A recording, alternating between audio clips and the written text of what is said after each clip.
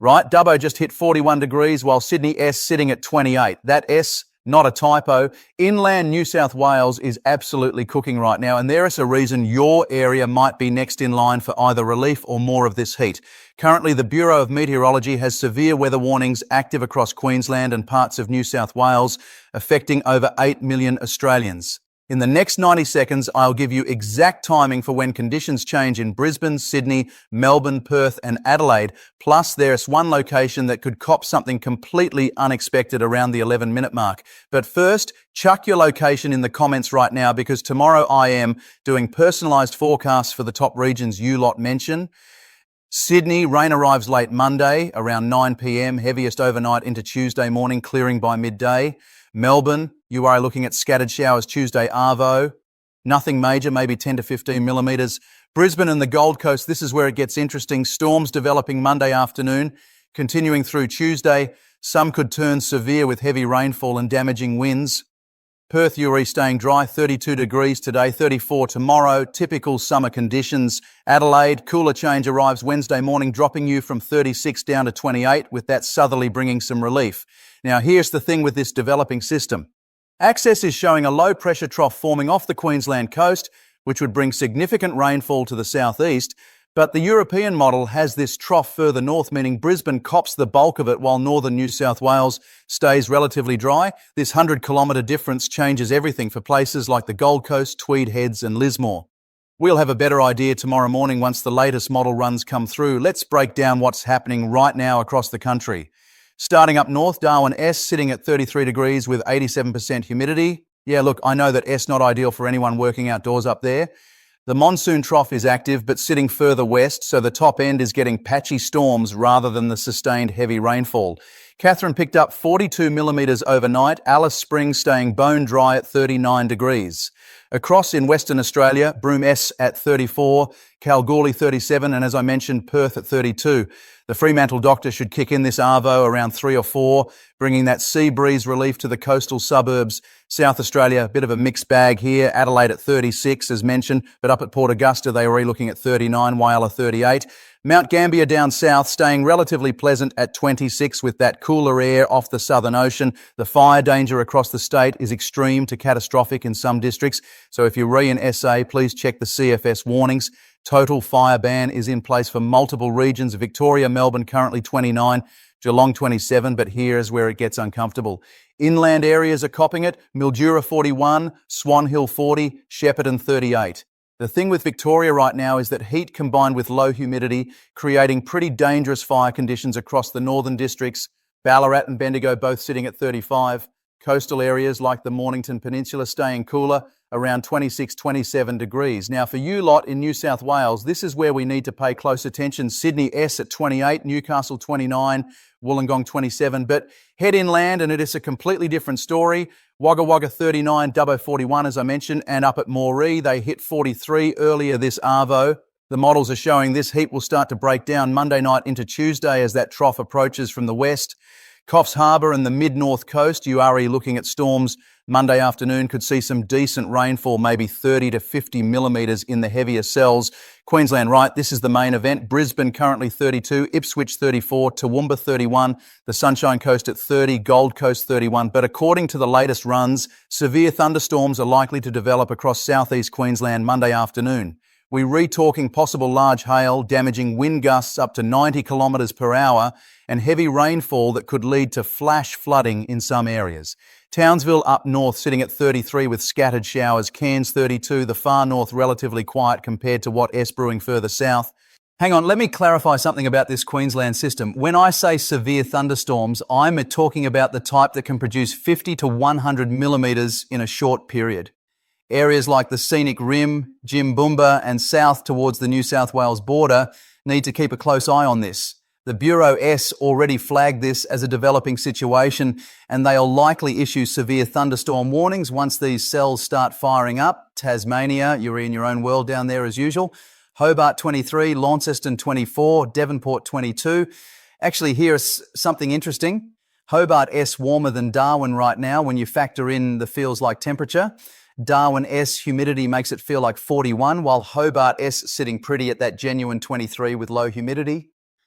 A few showers about the west coast, nothing major, maybe 5 to 10 mils over the next couple of days. Canberra, our nation's capital, at 34 degrees, but that cool change I mentioned for Adelaide will reach you Wednesday arvo, dropping you back to the mid-20s. The ACTS in for some decent rainfall Tuesday night into Wednesday could see 20 to 30 millimetres, which would be welcome after the dry spell. Now, at the 3-minute mark, if you haven't already, drop your location in the comments. I am genuinely keen to see where everyone's watching from and what conditions you're experiencing. Tomorrow's forecast will be shaped by what you lot tell me you need to know. The one detail that has got me concerned is this compounding effect we're seeing. You've got extreme heat inland, severe thunderstorm potential in Queensland, and then a strong cold front approaching from the south. When these three systems interact Tuesday into Wednesday, we could see some pretty intense weather across the eastern states. I am talking rapid temperature drops, sudden storm development, and wind gusts that could cause damage in areas that aren't used to copping this type of weather. Let me walk you through the timeline more specifically. Monday morning, heat continues across inland New South Wales and Queensland. Dubbo, Wagga, Moree, you are looking at another scorcher, probably hitting the high 30s to low 40s again. Coastal areas staying more moderate. Monday afternoon, this is when storms start developing in southeast Queensland. Brisbane, if you're re-heading home from work around 5 or 6, you might want to leave a bit earlier or later to avoid the worst of it. These storms will continue through Monday night. Tuesday, the action shifts south. Northern New South Wales catches the tail end of the Queensland system. Lismore, Casino, Byron Bay, you'll be looking at heavy showers and possible storms Tuesday morning into the afternoon. Sydney, as I said, overnight Monday into Tuesday morning, rain becomes heavier, easing Tuesday arvo. Melbourne, your turn comes Tuesday afternoon with scattered showers, nothing too dramatic but enough to make things wet. Wednesday, that cold front sweeps through. Adelaide gets it first Wednesday morning, Melbourne by midday, Sydney Wednesday arvo, Brisbane Wednesday night. This front will drop temperatures significantly. We are talking 10 to 15 degree drops in some locations within a few hours. Sydney going from Tuesday's high of 28 down to maybe 19 or 20 on Thursday. Melbourne from Tuesday's 29 down to 18 on Thursday. That's a proper cool change. The GFS model is actually more aggressive with this cool change than Access. The American model has temperatures dropping even further, suggesting Thursday could see Melbourne barely scraping 16 degrees. Now, I reckon Access has it more accurate based on current patterns, but we'll see tomorrow which model was right. For regional areas, let us get specific. Ballarat, Wednesday night S-low could drop to 8 degrees, possibly 7. That S-jacket weather, no question. Up in Queensland, even after the cool change, Brisbane S only dropping to about 25 or 26. Still warm by southern standards, but definitely more comfortable than the current 32. Fire danger, this is critical. South Australia, northern Victoria and inland New South Wales all have extreme to catastrophic fire danger ratings Monday and Tuesday. If you're in these areas, have your bushfire plan ready. Know your trigger points for leaving. These total fire ban days are not to be messed with. The heat, low humidity and strong winds create perfect conditions for fires to develop and spread rapidly. Actually, I should be more specific about wind. Monday afternoon, westerly winds across South Australia and Victoria gusting to 60, possibly 70 kilometres per hour in exposed areas. These winds, combined with the heat, are what push the fire danger so high. Tuesday, as the trough moves through, winds shift to the south, still strong but bringing cooler air. Wednesday, those southerlies really kick in behind the front, gusting to 80 km an hour in some coastal areas. Rainfall totals, let me give you the expected accumulations. Southeast Queensland, Monday through Wednesday, 30 to 80 millimetres, with isolated pockets potentially seeing over 100 if storms keep training over the same areas. Northern New South Wales coastal areas, 20 to 60 millimetres. Sydney and surrounds, 15 to 30 millimetres. Melbourne, 10 to 20. Adelaide, just 5 to 10 from a few showers.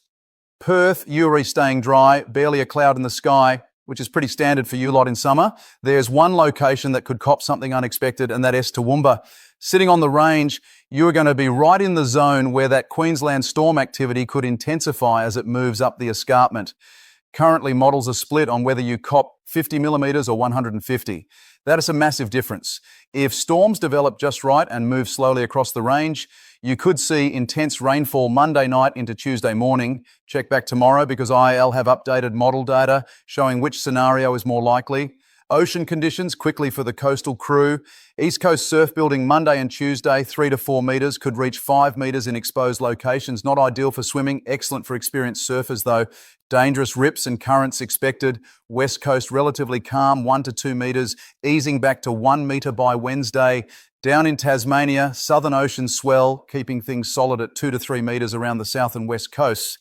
The extended outlook, and look, take this with a bit of salt because we're re-talking 4 to 7 days out, but it appears this pattern might settle into a more typical summer regime by the weekend. That means southeast Queensland and northern New South Wales could see regular afternoon storms, nothing severe, but keeping things green. Southern states drying out with temperatures gradually climbing back up. Perth continues being Perth, sunny and dry. Darwin and the north, monsoon activity might increase late next week, but the models are pretty uncertain about that. El Niño conditions are weakening, which is good news for rainfall prospects heading into autumn. The Indian Ocean dipole is neutral, not really influencing our weather patterns much at the moment. What we're seeing right now is more about these individual weather systems rather than broader climate drivers.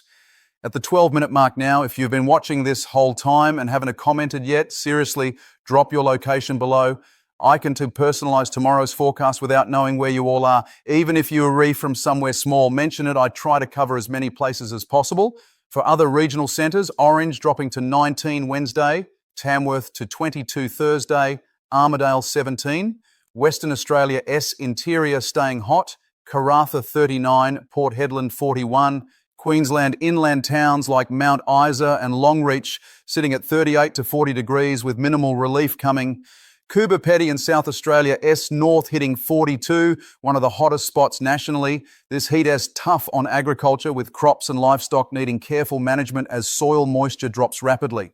The Bureau S 3-month outlook suggests above average rainfall for eastern Australia through February into March, which would help after this dry start. Compounding threats we need to watch. If those Queensland storms produce the heavy rainfall currently forecast, there is flood potential in areas with poor drainage or where catchments are already saturated from recent rain.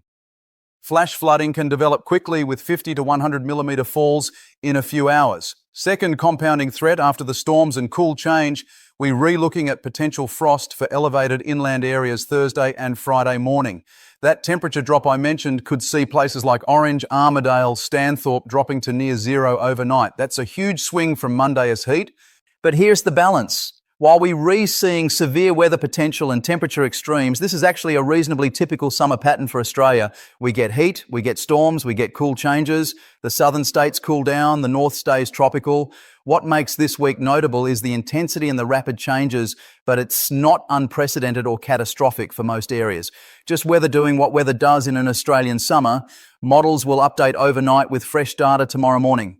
The uncertainty about that Queensland system should reduce significantly, and we all know if Brisbane is in for severe storms or scattered showers, whether Sydney gets 20 or 40 millimetres, and if that Toowoomba situation develops further, there is still uncertainty around Thursday and Friday's temperatures. Access and ECMWF differ by 3 to 4 degrees for Melbourne and Sydney on Thursday, which is the difference between needing a light jacket or a proper winter coat. Check back tomorrow because things are evolving quickly with this system. I'll have updated timing, updated rainfall totals, updated temperature forecasts, plus if you've dropped your location in the comments, I'll try to mention as many as possible with specific details for your area. Right, quick recap. Heat continues Monday inland. Severe thunderstorms develop southeast Queensland Monday afternoon into Tuesday with heavy rainfall possible. Cool change sweeps through Wednesday, dropping temperatures significantly. Fire danger extreme to catastrophic Monday and Tuesday for South Australia, Victoria, inland New South Wales. Ocean conditions, rough east coast, calm west coast. Tomorrow, S video drops early afternoon with 24 hours of additional model data. We'll see how accurate today S forecast was and adjust accordingly. Appreciate you all watching. Keep those comments coming about your location and what you're re-seeing outside. Ground truth from real people is invaluable. If something doesn't match your observations, let me know. Stay safe, especially in fire danger areas or severe storm zones. Check the Bureau S website for official warnings. See you tomorrow with updated forecasts.